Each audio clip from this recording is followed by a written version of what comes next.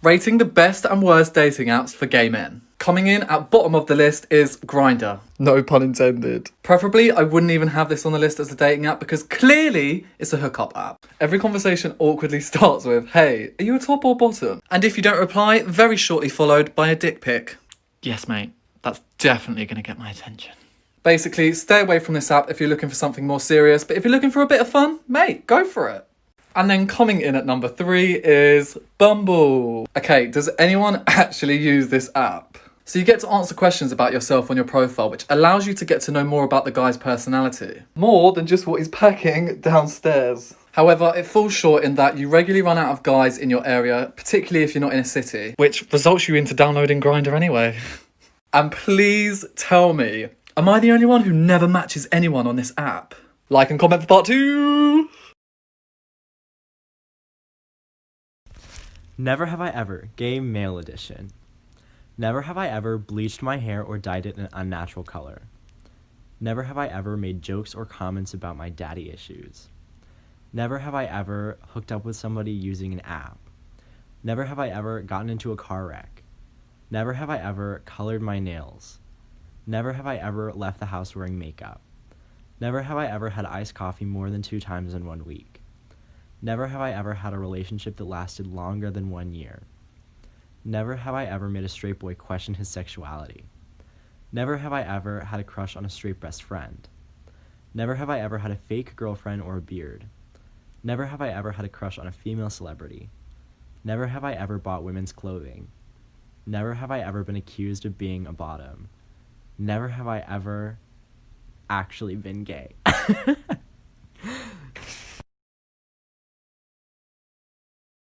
There he is! There's a guy that doesn't open up his ass cheeks in the shower to let the water in. Just imagine how stinky that ass could be. Y'all know that audio? There he is! There's the guy that doesn't open up his ass cheeks in the shower to let the water in. Just imagine how stinky that ass could be. Yeah, that one. Thought it was a joke! But apparently it's not! Sheer amount of straight guys that I have simped over that I found out don't actually know how to properly clean their buttholes. Can you imagine having to pry apart those musty butt cheeks? The sound of Velcro? And all that's holding it together is dingleberries. Boys, it's not gay to wash your asshole properly. No, don't even do it for anybody else. Do it for yourself. Okay? I can't imagine the disintegration rate of your asshole right now from not being washed properly. That's it. I'm done. I'm done. I'm done. I'm done. I'm done. I'm done. Okay, here's a main struggle of being gay. I was talking to my mom the other day about how I used to be on dating apps and stuff, and how that was how I usually met people in college and high school, which I don't really use anymore. But she was confused on why I was always on them, always meeting people on them, blah, blah, blah.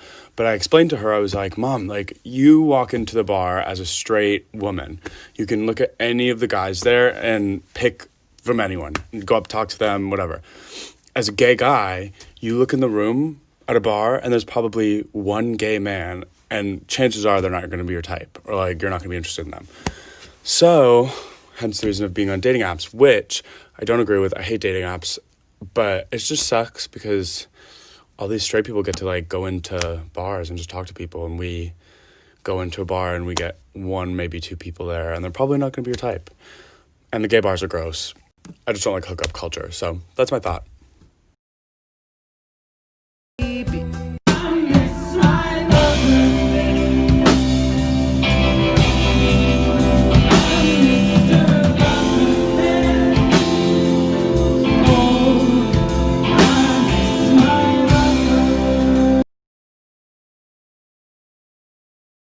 Once upon a time, I was on a walk with my boyfriend, and he said, I don't want to go up those hills to get to the prize. And I was like, what are you talking about? We can do any hike. It doesn't matter. He was like, no. And then I realized he was talking about my juicy, fat ass.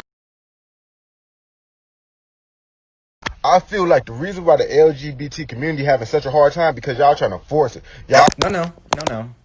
Hey babes, the reason why LGBT people are having such a hard time is because of ignorant straight men like you, not because we're trying to force anything. Asking for bare minimum treatment, equality, and representation that you've been having your whole life is not trying to force anything. Simply put, we've been taught straight history all our life, we've grown up watching straight media all our lives, and asking for the same thing for LGBT people is nothing different. It's especially important to talk about these issues when this community has been oppressed and marginalized for so long as well. I understand that as a straight man, you will probably never begin to understand the countless amounts of experiences, threats, and trauma that goes with living as an LGBT person, but that doesn't excuse the countless amount of ignorance on your end and the willful decision to not want to learn. Do some research, get better, and get well soon, because it's getting weird how much you're obsessed with the LGBT community and yet we're the ones supposedly trying to force something. I don't know whose girlfriend needs to hear this, but spit on it. Like spit on, like, don't be afraid, like, literally, like, just literally, like very water, just spit on it. I have another embarrassing modeling story for you. So at the beginning of my career, I used to work with Saint Laurent a whole bunch back when Eddie Simon was designing there. And I love Eddie Simon, so I was really excited to get to work with him. So it's my first day there, I'm up on a podium in head-to-toe Saint Laurent in front of the entire design studio when these small but very intimidating French women from the atelier come over to me. And they keep pointing at me and they keep going, queer, queer. And in my head, I'm like, who are you calling queer, girl?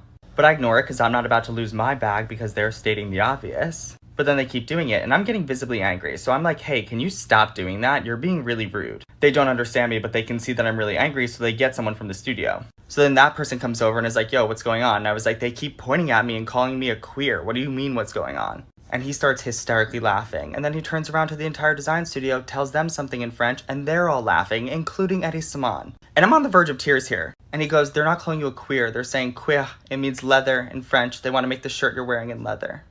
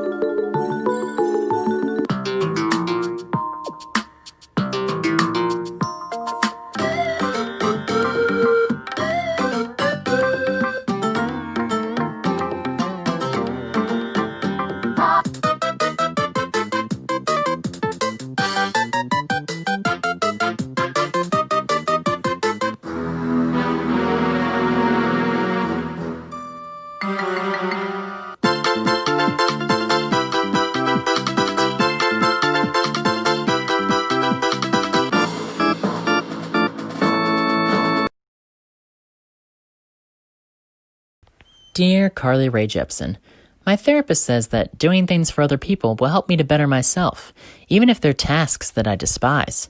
So today, I decided to mow my parents' lawn. That's right. I threw on my best pair of baggy shorts and Nike socks so I could look like the other neighborhood dads, and I got right to work. It wasn't always easy, but I had the perfect mowing soundtrack, and I waited until it was shady outside, only shrieking whenever the sun would hit me. But I think it was Cher who said, life is a gay cruise that sometimes you have to redirect.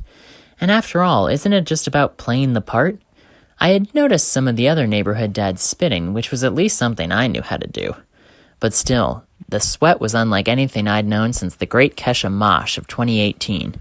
And as I was taking another music video break, I realized that mowing is a straight chore.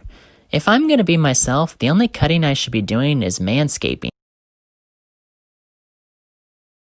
First of all, totally valid question. You're not offending me at all. You're not offending anybody. It's totally fine. But as a note, I wouldn't ask this to a random trans person in public. But I openly say I'm cool with answering questions, so you can ask me anything. So most trans men, unless there's some other medical reason, obviously will menstruate if they've gone through estrogen-based puberty before. And obviously it's something that most of us don't want to happen to our bodies, especially not forever. Something that the majority of trans men do who want to go through with medical transition is start testosterone, which is the hormone that induces male puberty. So whenever you go on T after, I think it's 3 to 9 months, sometimes it's shorter than that, but that's when your menstruation cycles will completely stop. They they stop if you're on testosterone. If they don't, then that's not supposed to happen. The majority of bottom surgeons like won't really do bottom surgery on you unless you've been on hormones for a long time, so your menstruation cycles have already stopped.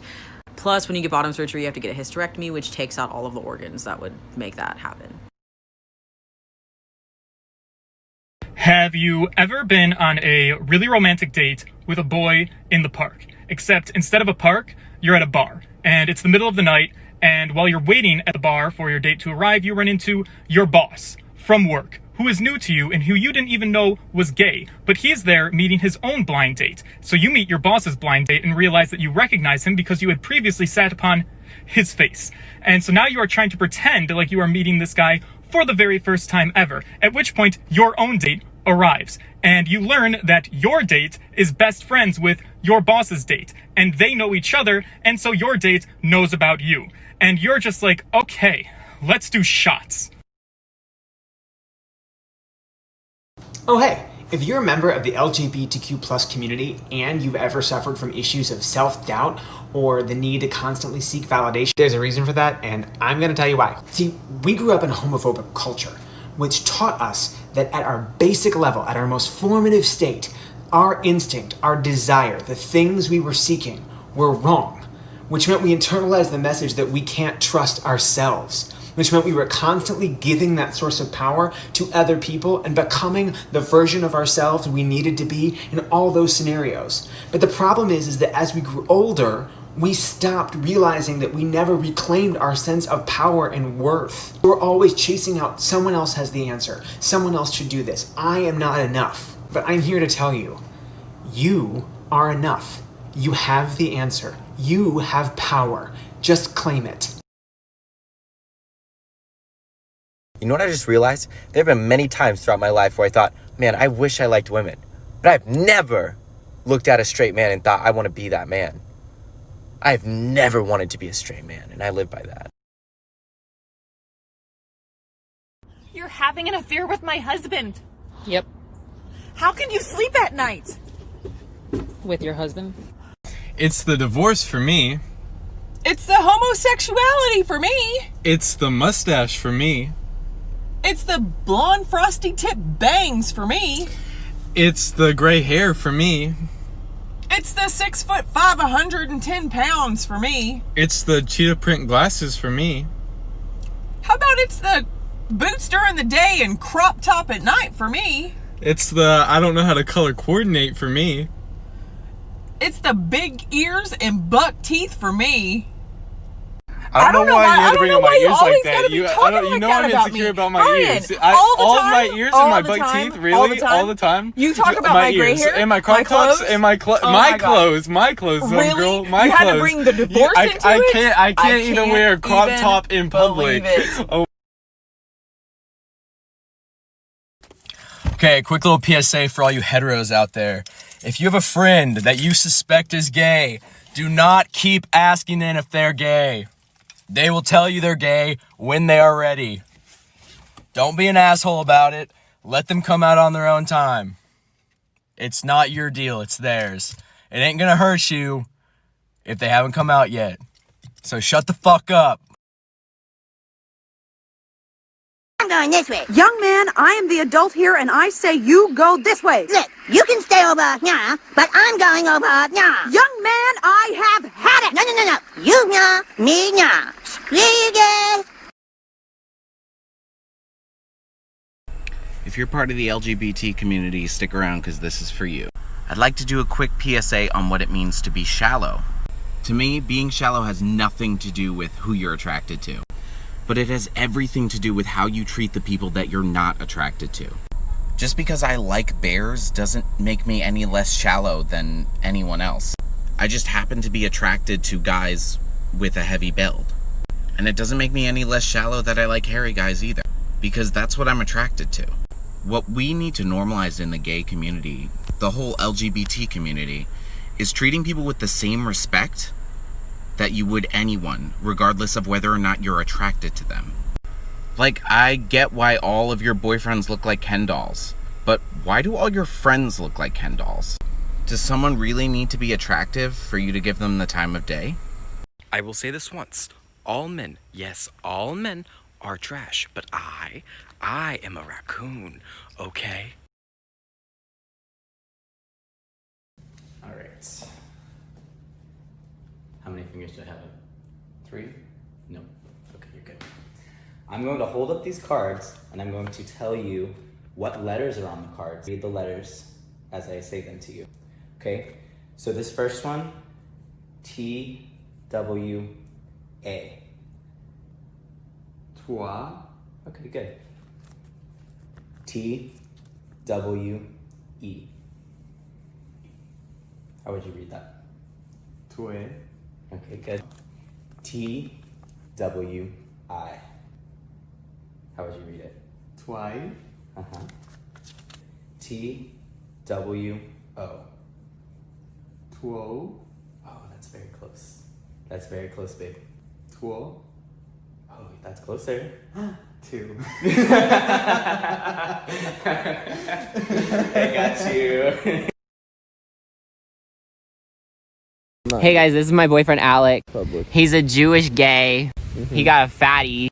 He says that he's a bottom, but then he told me that he wanted to choke me, so. I was talking to my old pastor, and he said, honestly, like I wouldn't say this to a gay person, but I think homosexuality is a mental illness.